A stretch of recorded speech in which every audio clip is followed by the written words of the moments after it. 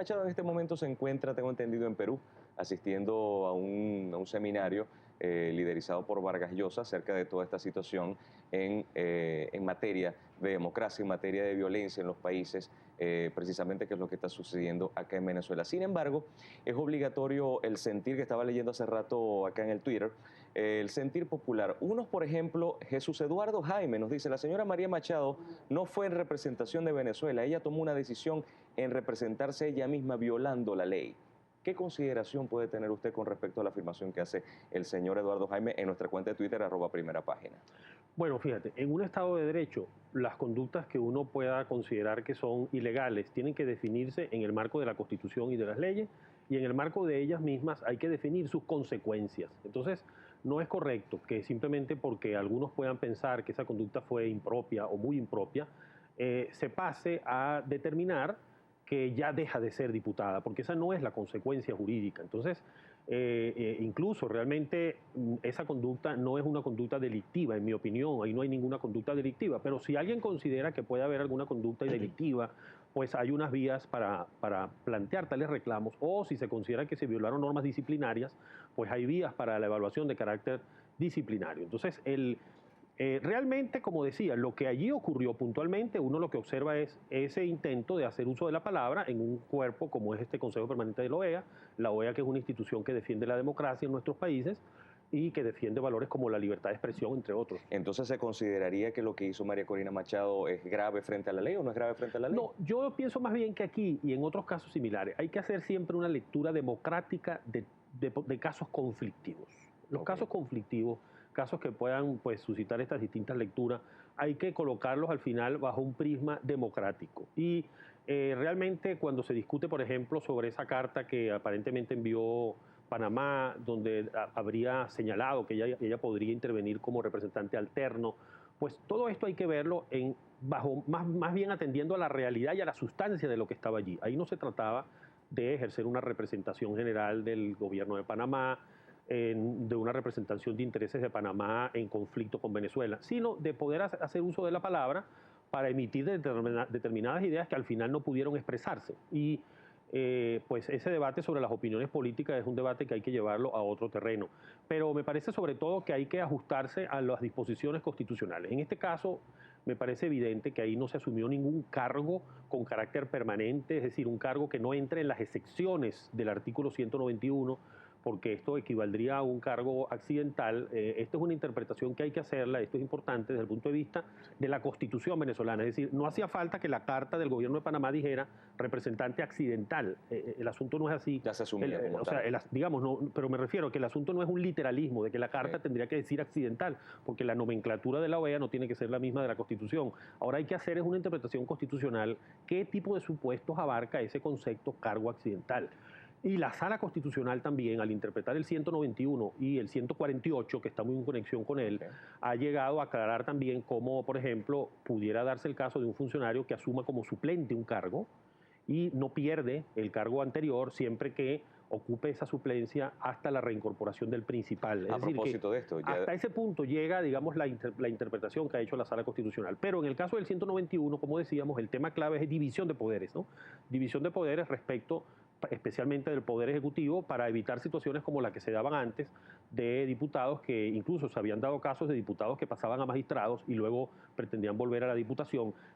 Situaciones que ahora quedan prohibidas por la Constitución. A propósito de eso, tengo un Twitter acá en Primera Página, que por cierto tengo que decir que está bastante encendido el Twitter de @primerapágina. José Rafael Martínez dice: con la reinserción, a propósito de esto último que acaba de tocar, con la reinserción de Diosdado Cabello a la Fuerza Armada Nacional Bolivariana, ¿no estaría en situación similar al ser militar activo y diputado?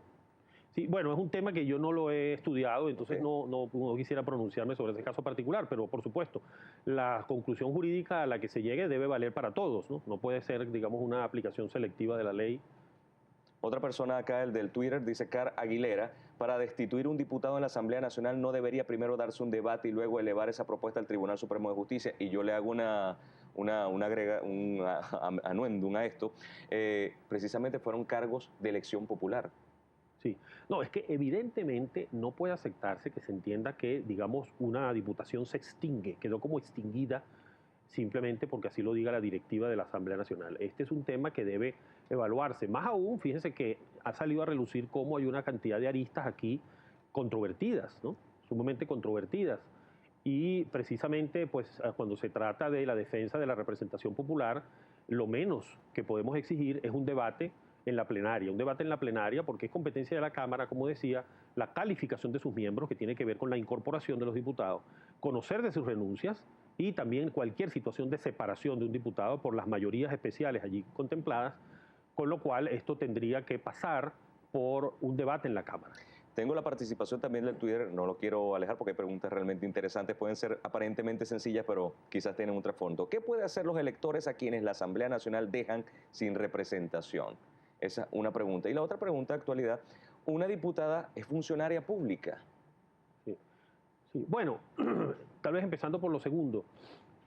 Hay alguna discusión que se ha dado en relación con el alcance de este artículo, ¿no?, del 149, cuando habla de los funcionarios públicos. Hay quienes dicen, bueno, tal vez no sería aplicable a funcionarios de elección popular. Es algo discutible, ¿no? En realidad, desde el punto de vista de muchas leyes en Venezuela, los diputados son funcionarios públicos. Los temas, por ejemplo, vinculados al patrimonio público, ley contra la corrupción y a otros efectos son funcionarios públicos. Para mí el fondo del tema no está allí, o sea, el tema realmente sustancial no estaría en esa discusión de si pudiera aplicarse este artículo o no por esta condición que se puede afirmarse o negarse de funcionario público de los diputados. Y la otra pregunta, claro, es una pregunta muy importante porque esto nos demuestra la sensibilidad de los temas que aquí se están tratando. Aquí estamos con temas de representación popular y es algo similar al debate que se ha planteado también últimamente con el caso del alcalde Escarano. El alcalde Ceballos, sí. El alcalde Escarano, ahora el alcalde Ceballos. Que fue electo con 80%. Porque, digamos, estas maneras, digamos, un poco manu militari, ¿no?, de despojar a un funcionario electo de las funciones que ejerce, es algo sumamente delicado desde el punto de vista democrático. Ya en el caso del alcalde Escarano, pues allí hubo una interpretación insólita de parte de la Sala Constitucional, porque nunca la Sala Constitucional había declarado que ella misma podía convertirse en juez penal para proceder a imponer una pena de desacato.